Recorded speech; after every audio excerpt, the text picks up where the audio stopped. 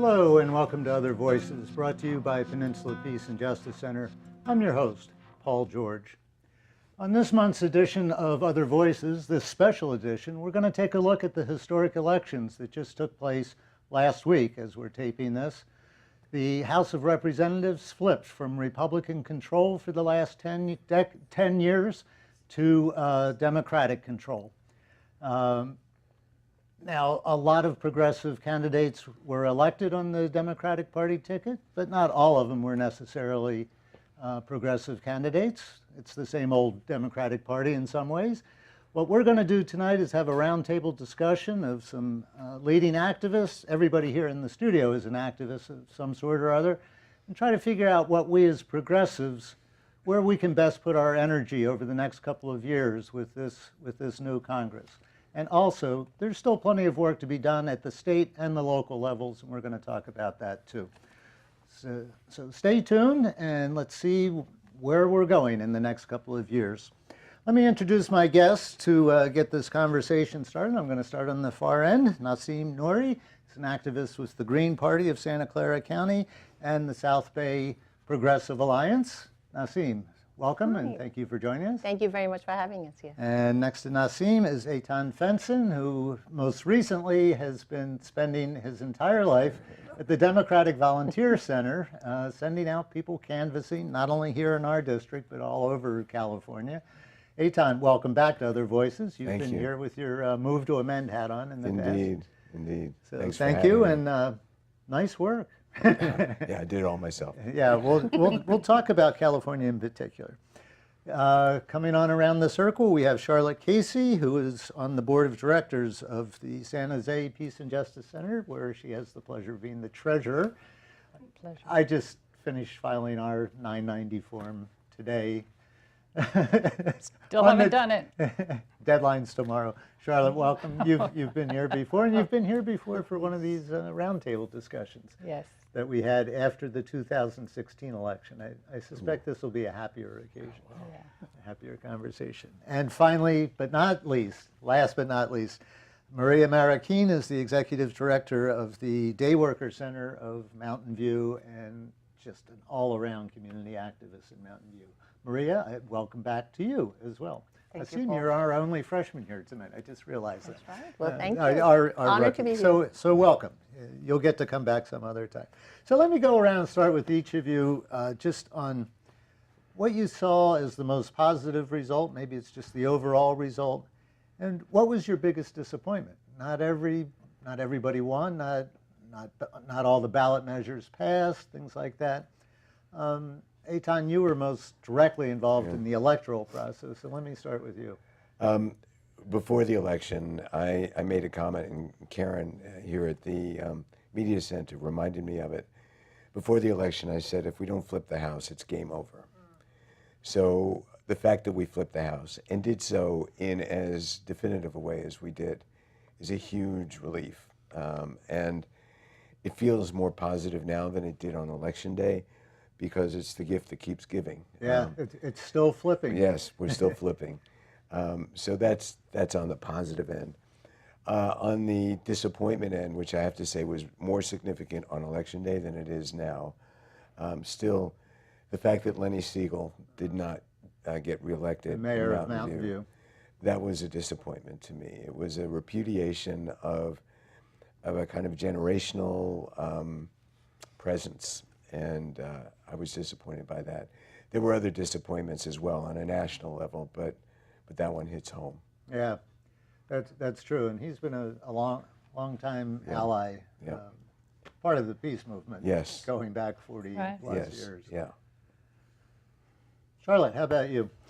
The peace movement going back 40 years or more. And I'm wearing my Code Pink colors tonight, Code Pink Women for Peace. And I'm representing the San Jose Peace and Justice Center.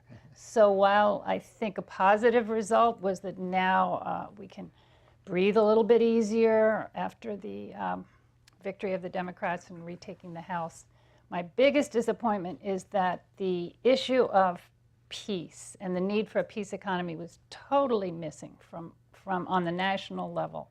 None of the candidates were running on a platform that talked about the terrible, terrible toll that the war economy takes on America and on our people and the people all over the world. So that was a big disappointment. It's not something that I think I expected, but yet it's still pretty bad not to have seen any mention of the international situation. Or Yeah, especially in congressional elections, foreign policy does not seem to come up, and it's one of the unusual things, I think, of our system, where we have so much attention on the presidential year, and then on the midterms, since it is Congress, in a way it's correct that it's more local issues, whatever is an issue within a particular district.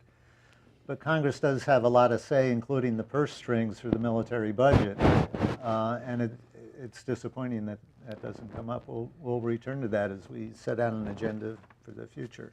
Nassim, how about you? What did you see as the most positive thing, and what was perhaps your biggest disappointment?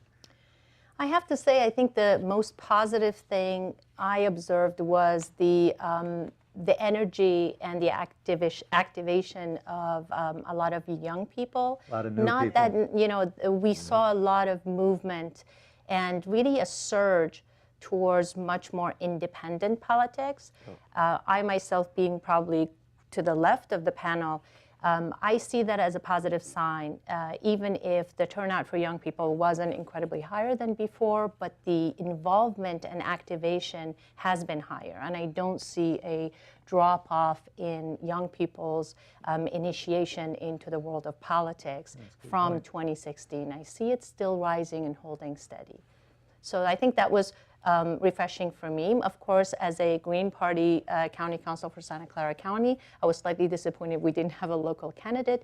But also, on back to the positive side, we did have 3 Green Party candidates who passed the top 2 for Congress, for the House of Representatives. And I think that hasn't happened since, in California, that hasn't happened since top 2 was installed. So that was quite a positive move for Greens. 25% of the vote by Kenneth Mejia. In District 40 in LA, 22% by Rodolfo Cortez Barragan. In District 40 and 34 for Kenneth Mejia, and 12% for Laura Wells right here in Alameda County, against Barbara Lee, one of the most progressive Democrats. So interestingly, the push to the left, the pressure that the left can apply to the two-party system, is how this will manifest itself, is more pushing towards the left agenda and shifting the government towards the needs of the people. Is there, I don't want to get hung up on Green Party, but is there a stronger presence of the Green Party in Southern California than we see up here? Yes, very much so. LA County is the largest concentration of Greens by population, and also potentially because they're more progressive. Yeah. And we have some counties here that are more conservative. Those are some interesting results. I hadn't, you can only dig into the numbers so much. Yeah. Maria, what left you feeling smiling, and what left you frowning a little bit? Well, I really second probably everything that my colleagues said about the positive and the kind of a disappointment also with Lenny getting elected. But it's also the participation from the people that I have been witnessing that is really encouraging. Other part, like I really is disappointed is the campaigns. The campaigns who was running against mostly because I was really involved in housing and rent control against the Proposition 10. Yeah. So was really very despicable the way that they use their money. Was really, really uneven. But in the positive way, so just how even with all these disadvantage, it still just get a lot of votes, and Mountain View still had a good percentage of voters supporting Proposition 10. Was kind of refreshing a little bit. Yeah. Do you have any idea how much the opposition to Proposition 10 spent as opposed to the pro-Proposition 10 forces? I haven't been able to find those Well, figures yet. goes from this. Some people said 300 millions from That they 80 spent to- that they spent, yeah. yeah, to 80 million. Yeah, we talk about millions. So probably the other side was a lot less. Yeah, A lot less. that's a lot of money. Yes. I'll just jump in with my own take on this. And one of the things I would add to the generally positive note of flipping the House and buying ourselves a couple years of at least a little less insanity, if not full sanity, is that it happened at a time with a booming economy and historically low unemployment. Right. And we still flip parties. This is, as far as I know, unprecedented to see this kind of political shift with two of the major indicators for how people vote, both favoring the Republican side, and yet it didn't mean a thing for them. And on the downside, I agree with Maria. Proposition 10 was my biggest disappointment because I was looking forward to going from city council to city council, getting rent control initiatives going. So we'll have to figure out what to do on that one in the wake of Proposition 10. Just, you want to remind people why Proposition 10 was so important? Yeah, because repeals the Costa-Hawkins law, so then gives, in few words, gives the power back to the localities and instead to just be held from the state. So that is very remarkable. Related to rent control. the Yeah. rent control, yeah. The Costa-Hawkins rule, when the California state legislature passed regulations about rent control back in the 90s, wasn't it? Mm-hmm. They exempted any buildings built after, correct me if I get, 96, right? 95, yeah. 95, you're right. after yeah. 1995, 96. So that leaves out a lot of places that can't come under rent control, and this would have returned the power to the localities to decide if they wanted to indeed go ahead and do that. And they lied through their teeth on that. Yeah, that on was that the most campaign. disgusting part. But what else is new, right? Yeah. Everybody seemed to mention the electoral activism and a lot of new people coming in.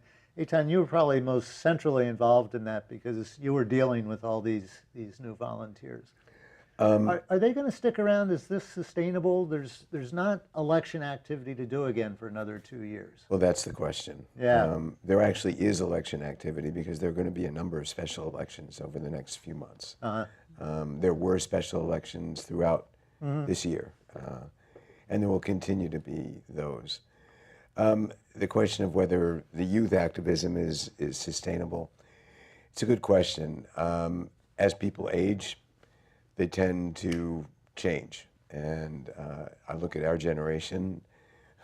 Back in the 60s, we were radicals. Our generation was viewed as being radical, although I think that was overstated somewhat. No, not at all. But over the years, our generation has become conservative.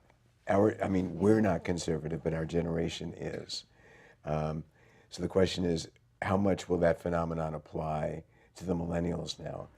My belief, because I've got 3 millennial children, is that it's more sticky now because they were born into a world that is inherently more unequal with less opportunity than the world we were born into. And they're aware of that? They are. They are. Not only are they aware of it, they're keenly aware of it. Huh. One of the reasons that they are as active as they are, because they know how much we benefited from an environment that they don't have. So in that regard, I think it's quite likely that it will be sticky, that they will increase in their engagement as they get older, and that they will not revert to a more conservative position quite as much as our generation did. So I'm optimistic about that. In all these new volunteers that you had at the Volunteer Center, would you say more than half were younger people? Oh, I wish. No. not even close, unfortunately. Just tell us quickly what you did, because you went to other districts to try We- to flip districts. And We did a number of things. Most prominently was our phone banking, and we made calls all over the country. We did so for special elections. We did so in the primary in particular. The state Democratic Party noticed us, and they partnered with us for the primary. We made more calls than any other entity in the state of California for the primary in various races. you must have the statistic, right? 50,000 calls. We made 13,000 calls 13,000. During the primary. It's a little tough now to tell you how many calls we made, because there is a mechanism called the hub dialer, where you make one call and then boom, boom, boom, boom, boom, you're given people to talk to. Yeah. So it's one call, but you may talk to 50 people. So that needs to be sorted out over time. We'll make an estimate of that. But we made hundreds of thousands of calls during the campaign. That was the primary activity. We supported, part of the reason that on election night we didn't feel quite as elated as we might otherwise have is that there were only 2 of the races that we called for that actually won on election night. And so it didn't feel so good, but we're getting more over time. In particular, Josh Harder having won in Congressional District 10 was a big boost. Yeah. And that didn't come in until yesterday or today. Today. Today, yeah. Today is the day that they called it. So that was the primary thing that we did, but we did in fact coordinate activity travel to 3 districts in particular, 21, 22, and 10, which are, if you look down at the map, a little south and east of us. Central Valley or? The Central Valley. Each of them was represented by a Republican. 2 out of the 3 went for Hillary Clinton. And we really thought we had a good chance of flipping at least 2 of them. We didn't think we were going to flip Devin Nunes, but we worked hard to do so. We funded a bus of volunteers. We coordinated travel. So there were, at one point in the 10th Congressional District, we saturated a few of the cities. Basically, we canvassed every possible household that we could canvass, that was canvassable. And I think that made a big difference, and that was very satisfying, particularly after Josh took the lead, and we felt a certain amount of ownership of that. We also did texting, which was new to this election, and that was an adventure, but we probably made, probably close to 100,000 texts. And I got to tell you, I really dislike getting unsolicited texts. you know what? It's a mixed bag. Many of the unsolicited texts that I get, I just ignore. But there's some of them that are engaging enough that I will respond. Okay. So, Jump in. Okay, I'm jumping in as a person who is a registered independent. I was a Green for many years, and then I registered independent to vote for Bernie Sanders. But I want to say that the fact that the Democratic Volunteer Center would be closing its doors or not having as much activity as it had during the election, I think of what Reverend Barber said, the Poor People's Campaign. He said, we're building a movement. We're not building a get out the vote campaign. We're building a movement that happens to vote. So for the Democrats to inspire people, I think they have to behave more like the Green Party, which has year-round mobilizations, which stands for these things and organizes people to fight for them. I completely agree with you. So I think you're absolutely right. there should be people flooding in now to say, Democrats, we want to help you pass Ro Khanna's resolution to force the vote on whether Congress approves the war, to end the war in Yemen. All those kind of issues, they could be mobilizing people to do that. Now that the election's over, keep going. I absolutely agree with the principle that you're saying. And in fact, I, as the director of the DVC, am presented with a very difficult challenge right now. I would like to keep an office open and to keep going exactly as you say. And We had a conversation about it in a board meeting today. I raised the same point you did, making almost exactly the same point. Good. Because I agree with you. But I don't, that's not my decision to make. So who makes those decisions? Money, right? Oh, what, Pelosi or somebody? No. It has Donors? nothing to do with the Democratic Party. It has to do with the community here. Oh. Right? We are an independent, the Democratic Volunteer Center is an independent entity. We are managed independently. We raise our own money. We get no money from the Democratic Party. All of the money that we raise is raised by us, for us, and spent by us, for us. And we've done that on purpose, specifically to keep an element of independence from the party. The principle that you are articulating, I completely agree with, and I will do what I can to promote that. The challenge is the office that we had, which is 2 doors down from here, extremely expensive. We had to raise more than twice as much money as we ever have in order to run the office this time. It doesn't mean we have to get that expensive space. We can get better space, cheaper space. But I can promise you that I'm working on that. Or do it virtually, like just have people We- networked We online. There's all these tools. We have right? already Nassim started can tell you about that. with that in mind as well. But yes, you make an excellent point. I agree. Yeah, So, I'm glad you brought it up and you had that good response. I just learned a lot. Go Yeah, ahead, something Maria. that I would like to add about, because my community, honestly, we are in surviving mood. It's very hard for us to be mobilizing and continue just participating in civics. So we really wish to be able to advocate for every single thing that is badly needed. But unfortunately, and I believe it's a challenge for many other communities, is we are in surviving mode. Yeah. So it's like how much we can do if we need to work. Money is an issue, and it's kind of perpetuating the system. Yeah. That is one, like I see big challenge. That's kind of a problem with grassroots organizing all Yes. the time. Yes. Time and money. Money, yeah. Nassim. I think it's really interesting to talk about, what is the continuity, right? It goes Yeah. to some of the discussion we'll probably have later.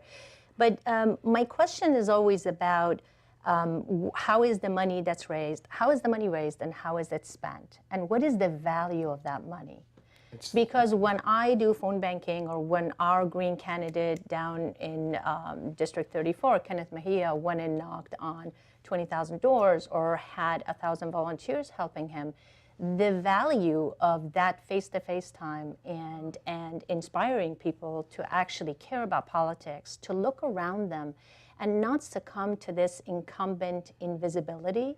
The Democrats rely on that all the time, that you're an incumbent, you're a known name, everybody's going to vote for you. So there are a lot of established Democrats that get very used to not campaigning, not meeting their constituency, not coming out to talk with them, just they don't show up.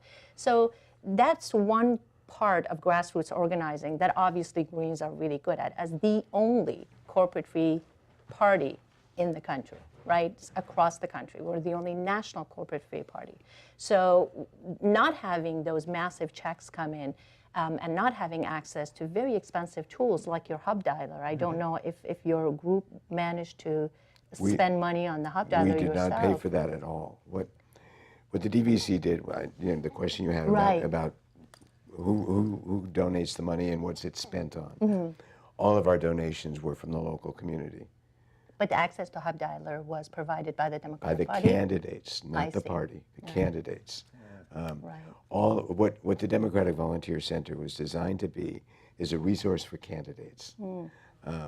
And so access to the hub dialer was given to us by candidates who wanted us to call for them. And that turned out to be very productive. Yeah, I wanted to also, mention that let's pull back, and as you mentioned, a lot of the calling you've done has been across the country, and a lot of that, activating your base. But when we pull back and look at how much money was raised, I think this is quite an underestimate. But the last I heard was $1.5 billion was raised by the May have been Democrats. I'm sure it's more. This was sometime before the election, just for the 2018 election. About $1 billion was raised by the Republicans. And when you look at where that money goes, to Charlotte's point, it's a peak to do a lot of advertising, to engage people, to come out to vote, and really to have a media drive. But that sustained contact with Democratic base, because it's not maintained, there is very little inspiration for the Democratic base to really follow the politics of their constituents, because they are looking at the primary factor that 42% of Americans are looking at right now, who are not identifying with either party. 42%.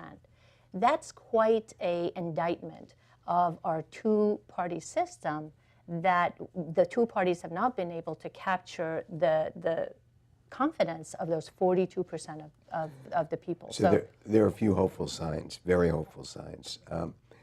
Right after the 2016 election, I was shell-shocked, and I joined Indivisible almost immediately.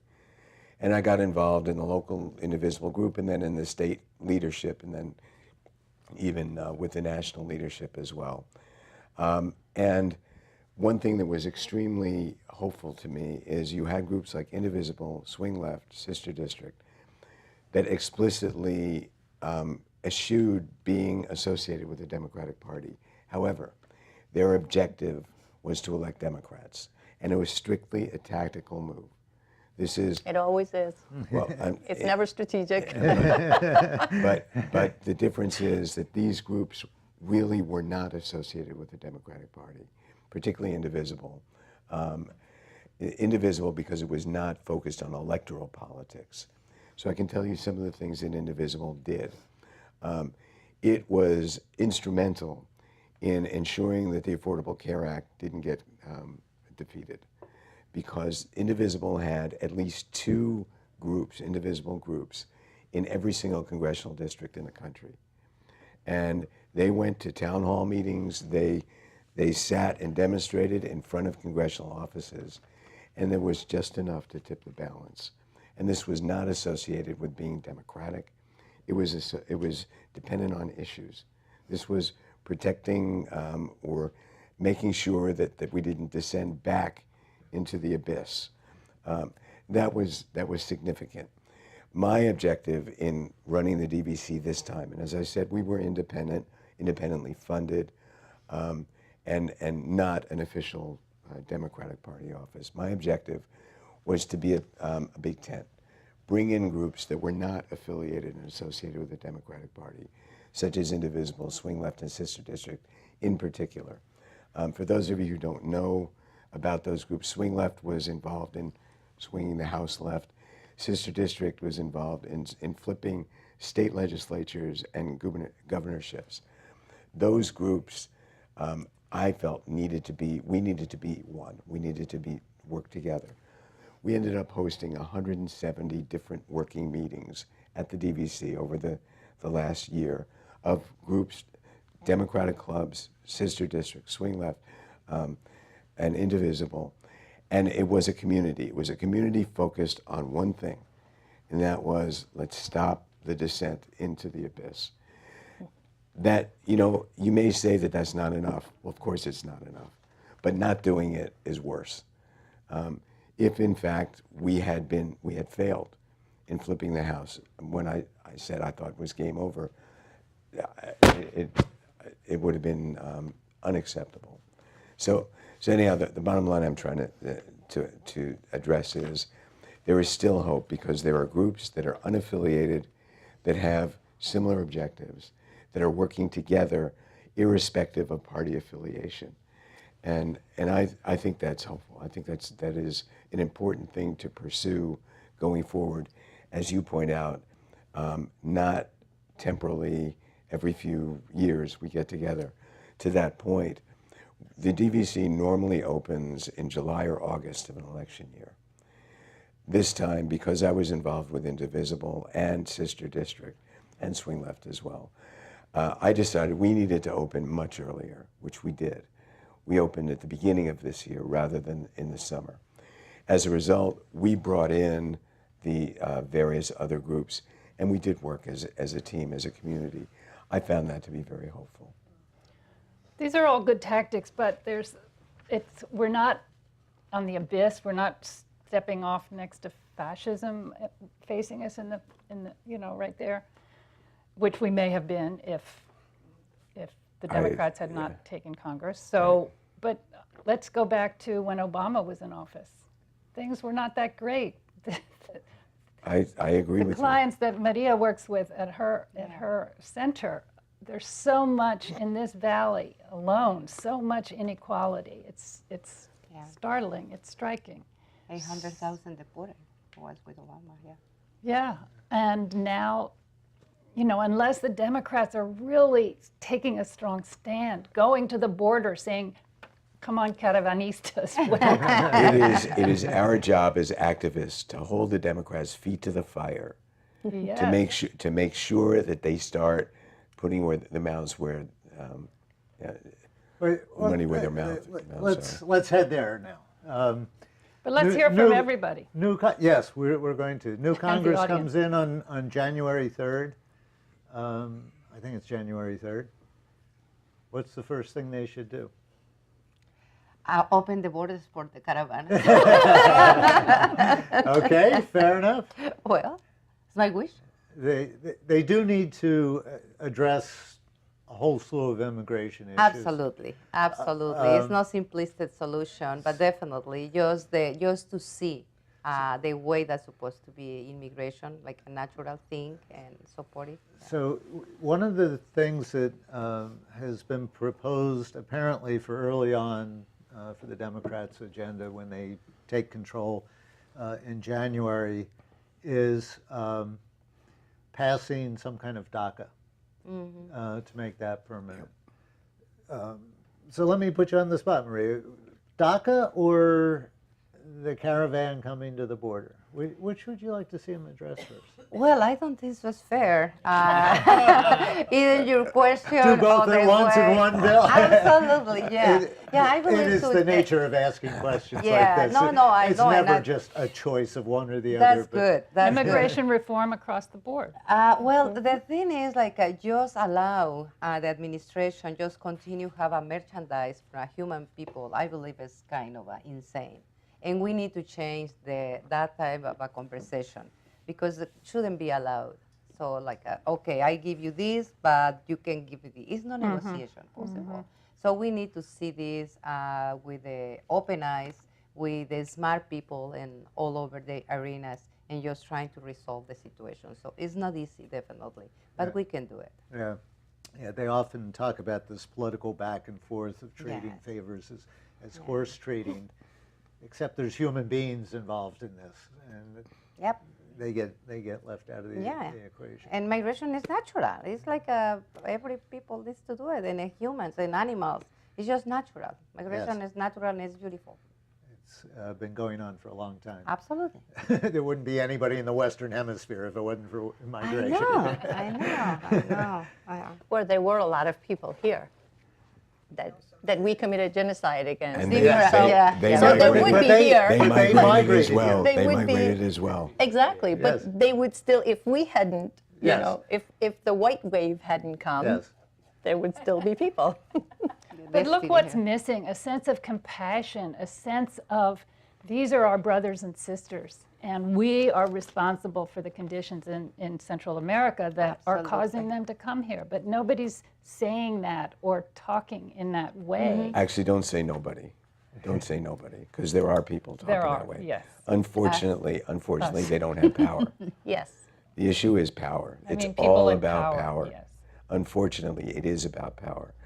And to my mind, one of the reasons that I took the path that I did, being involved with Move to Amend for many years, and then Indivisible, and now running a Democratic Volunteer Center. I'm a Democrat. I'm a registered Democrat. I will never be part of the Democratic Party because I don't want to be, but I will work with the Democratic Party because I believe it is about power. And when you consider 40% of the American population and significantly more than 50% of the adult males in this country would disagree with you.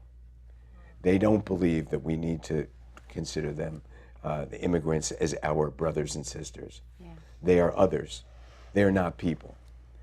40% of the American population believes that. That 40% holds an awful lot of power. We can pretend that it doesn't, and we can do everything we like, But as long as we don't acknowledge that and figure out what to do about it, we're not going to be successful. So I think, from my standpoint, it is about taking power. We need to frame what we say and what we do with the goal of taking power. And that's really the most important thing.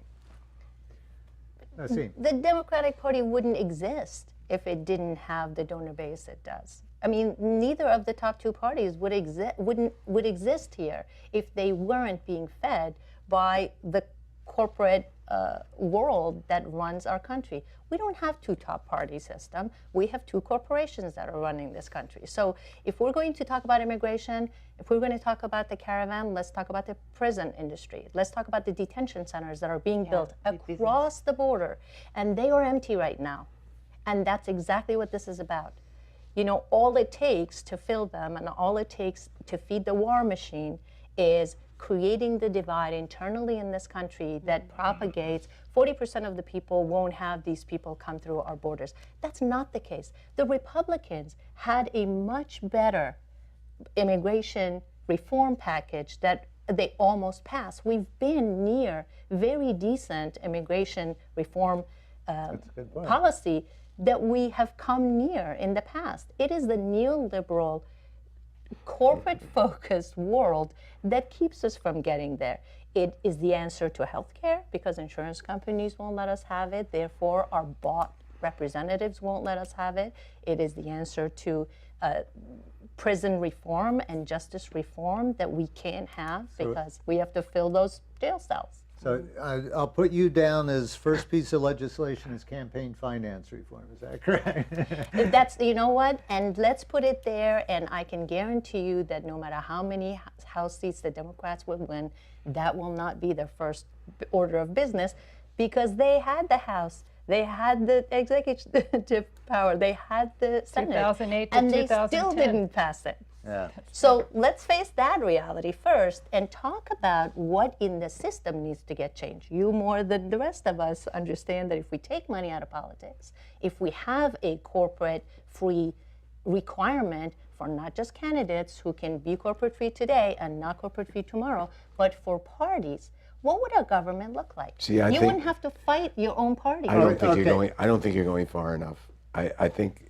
unfortunately, it isn't about. Show me up. Go to my left. It isn't just about money in politics. It's about money, period.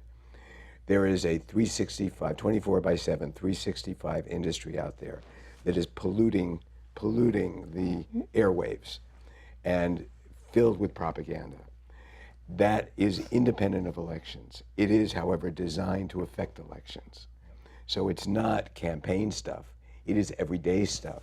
It's Rush Limbaugh, it's Fox News, it's Breitbart, it's Clear Channel Communications, it's the consolidation of ownership of media across the board. MSNBC, it's CNN, it's even... So I agree with you. The problem is that there is really, right now, nobody, even Move to Amend isn't there yet. Even Move to Amend is talking about campaign finance reform. We need to figure out how to get to the point where it is not legal to say things that you know are not true for the purpose of affecting votes or affecting purchasing power, whatever, to purposely lie. How you do that is a tough question. But I think that that's more important than campaign finance reform. Democrats raised more money than Republicans. So it's not like if you do campaign finance reform, the Democrats will have a chance. As you point out, they're both raising lots of money, and they're both raising about the same amount of money. Neither should. So, But we need a revolution in values, like Dr. King spoke about. Yes, yes. Materialism was one of them. Militarism was the other evil, and the other evil was racism. He could have also added sexism, but at that time. well, they're all. But they're all you don't interconnected. get a revolution in values through the political process. Right. I would say. No. It's a whole different realm that you're talking about. And we're talking about the political process here tonight, quite frankly, because there is legislation that Congress is going to pass, and we want to have an effect on that. And so I don't disagree with anything you're saying, but I do want to try to steer this back about what we're going to be asking of our representatives. They are there. They're going to be either investigating or legislating, or both. And maybe if they try to do both, they won't do either one well. But that's what I want to kind of explore is what should we be pushing as a progressive movement for this new Congress to do? What are the most significant things that we can go after, Charlotte? And the war on terror, for one thing. It was started under false pretenses, and it's one reason why they've criminalized immigration and refugees. That's what ICE was created to do, was because, oh my goodness, the terrorists are going to come across our borders. Well, immigration and refugees should be handled as a civil matter. It shouldn't be. We should, well, imagine the militarized border now that we have how many troops there waiting, doing nothing, waiting for people to come across? Yeah, 5,000 troops with no air conditioning. Unfortunately, it is handled as a civil matter, which is to the detriment of the immigrants, because civil law does not give you a right to an attorney. So immigrants, when they are put in detention, they don't have a right to a lawyer because they have committed a civil crime as opposed to a criminal crime. Well, fix that. Fix I that agree. part of it. I agree. That could be part of the legislation reform. Let me get the audience in here and see what their ideas are for priorities. And we're going to try something different tonight. Oh, they got the wrong guy to operate this heavy equipment. I'm going to come around with the microphone. So we'll start here, and then I'll come over there. And if you'll stand up. Okay. Well, I'm going to disagree with you about the revolution in values being something we can achieve through politics. I think that what we should be fighting for is a Green New Deal. And I thought it was very interesting that some of the most progressive young Democrats elected in this cycle sat in at Nancy Pelosi's office, and she had a good conversation with them, and they were talking about a Green New Deal, which to me involves using the resources of our country for the welfare of our population and the health of our environment.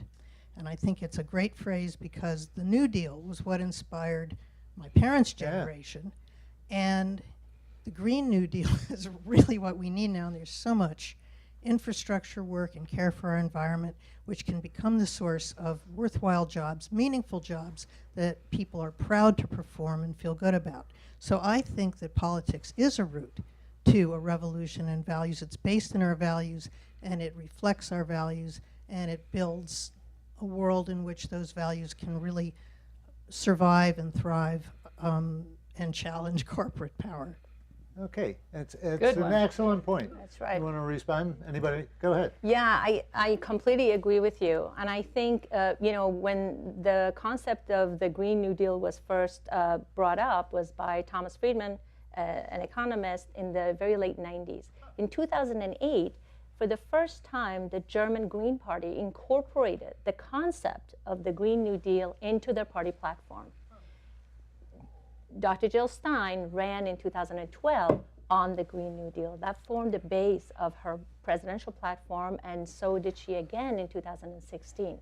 So it's not a new concept, but it is important to understand that new corporate-free or progressive Democrats are really understanding that that shift into the way we see economy is critical to the way we see politics.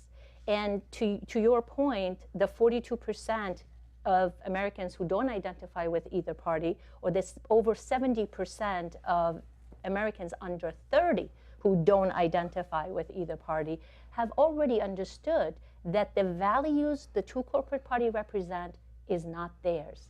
That's key. The two parties have moved away from their own base and have left those young voters in particular to their own defenses. And that's important. So I agree that actually the shift in values can be related to a political movement. And it can obviously be inspired by a social movement. And they don't have to be separated from each other. Any other comments on Yeah, the Green New definitely. Deal? Yeah, definitely. I believe it's my opinion, of course, but I believe every little thing, every single thing needs to be based in moral values. So it's the base of everything. If not, we are in the wrong space and planet. Yeah, why are we doing this? Yeah, if you stand up, thank you. Speaking, is this Yeah. coming through? Speaking of moral values, I'm a little. I'll just be open and honest. I'm a little concerned about just how this whole general conversation has gone tonight, simply because I feel like I'm hearing a lot of the same old stuff I've heard before, even post-election from other elections. My concern right now is this country is in chaos. Its basic human rights are on the line, and not enough people are alarmed about that.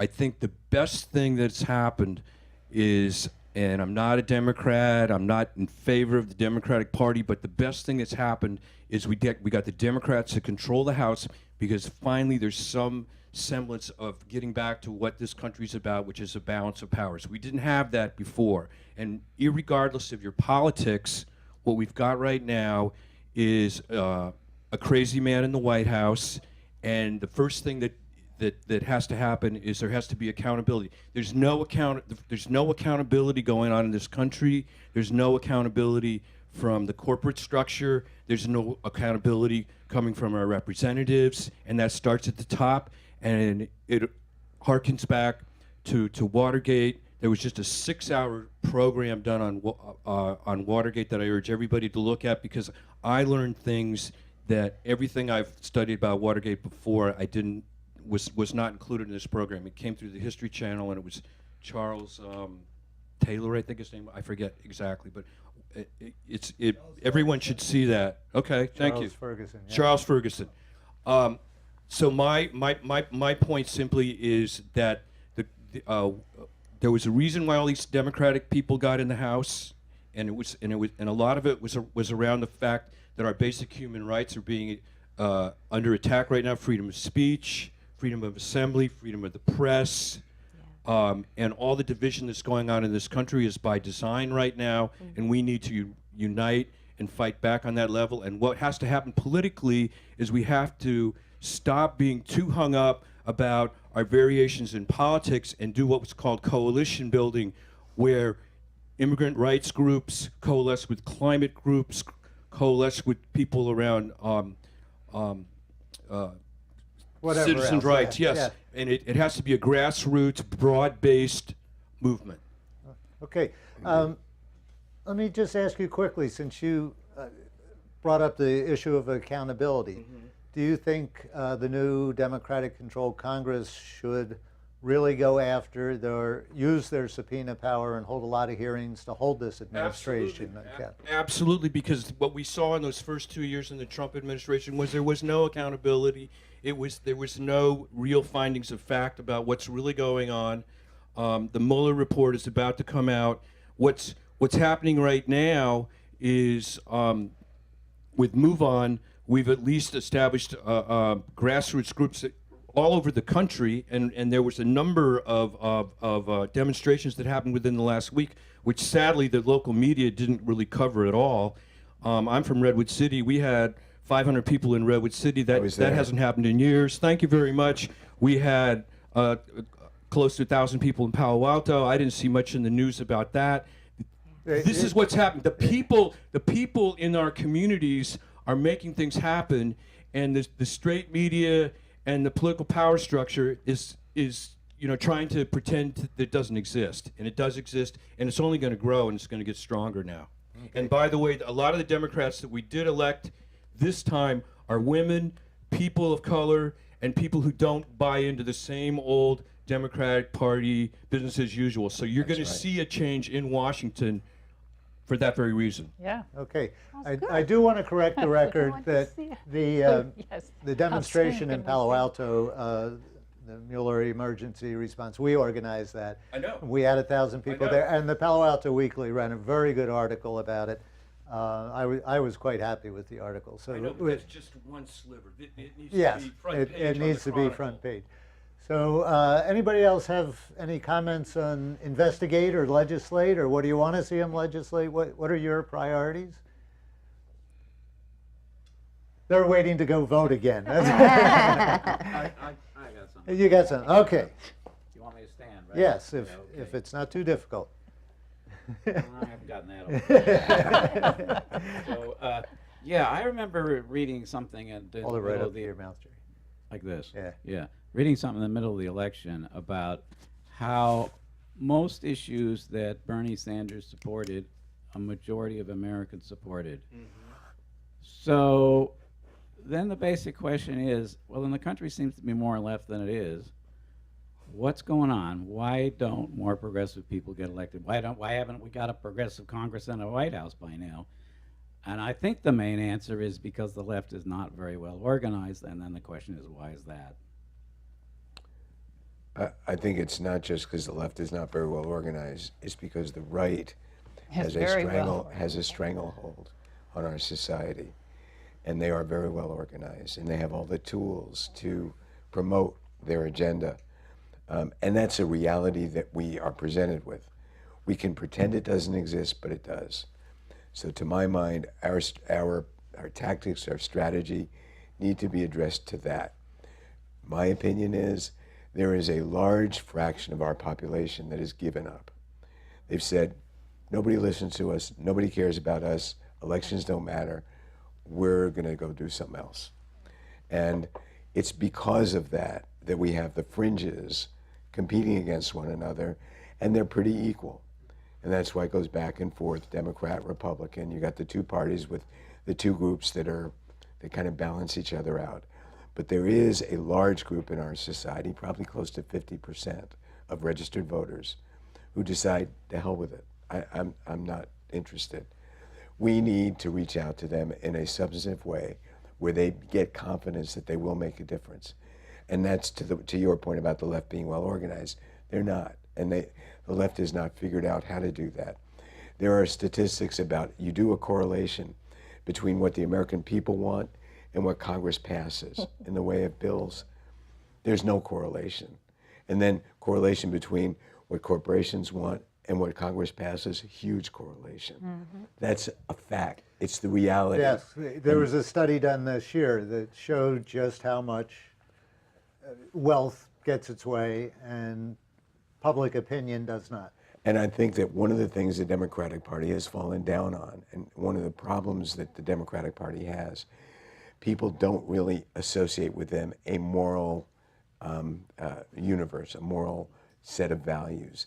And that's a real problem, because there are many Democratic representatives out there who do have a very strong moral center, but have not figured out how to translate that into a party-wide or movement-wide messaging where it's all reinforced. Anna Eshoo is a really good example. She's a very humane person who will tell you about her experiences going down to the border and knocking on the doors of the detention centers, demanding to go in, and here's a member of Congress who isn't allowed in. Why is that? The problem is that there are individuals who are good people, who have good values, and they have not coalesced. There isn't a messaging, a platform, an identified identity that the left has that can bring in people who have given up. So I just want to share, I really have a problem to understand what we defend so much a system that definitely is not working. So when we see somebody in the White House speaking and doing the atrocities that somebody's doing, and still he is there. So I don't know what system we are talking about and we are defending. It's a very good point, and I think we have to try to understand the fact that many people say the system's broken because it's not working, it's broken. The system isn't broken. It's working perfectly well by people who designed it. Yeah, For what right? it's designed to do. But yes. if it's not working for us, what we need to be defending? There is no us because they're not representing us, because both parties are corporations that are representing their real constituents who pay their bills, right, who re-elect them. I think it's just a reality check where we have exercised this narrative of voting for the lesser of two evils for decades. We sit in the bluest of blue states, and right now we have some of the most brutal police forces. We have some of the most atrocious income and wealth gap. We have some of the worst homelessness issues in the country. We have 8 of the 10 most polluted cities in this entire country. Top 10 most polluted cities, 8 of them are in California. So when we try to defend a party that has failed not just its base, but even people who aren't registered Democrats, everyone in the state has been failed by these policies that are focused to maximize profit at the cost of human lives. And it's not just about the immigrants. Everything affects our lives. Pollution is affecting. Bakersfield is one of the most polluted cities, right? Healthcare. We only have a couple of minutes left. I want to give everybody one last chance to weigh in. I want to ask you really quickly. I know you put a lot of effort into Proposition 10, and you continue looking at housing and rent control in Mountain View. Where do you go next on the local level, since we didn't get Proposition 10? Are you still going to be working on that? Well, of course, improving the Measure B, because there's still some Improving what we have and continue just locally defend the most that we can our community. Okay. Charlotte? I want to say that the congresswomen that we have in the Bay Area, they've been put to shame by Ro Khanna. And where did he come from? Yeah. I don't know. But he is the most out there with his opposition to war, with his siding with poor people and fighting for a better living for everybody. I mean, it's amazing. And yes, Jackie Spear may be fine, and Zoe Lofgren, my congresswoman, yes, but we need to hold them to higher standards, and they should do better, yes. Is it my turn? Yeah. I would respectfully disagree with you about Ro Khanna. I believe that what Ro Khanna does is for Ro Khanna. I don't sense a grounding or a moral center for him. Speaking of moral center. And we're going to have to let it stop at the moral center, because I'm getting the quit sign. We're all out of time. Thank you for joining us on Other Voices. We'll be back next month. So is thank that you all true? here in the studio, and thank you. to Thank my you, guests. thank you. Is that true? Do you know him? I mean, I don't think.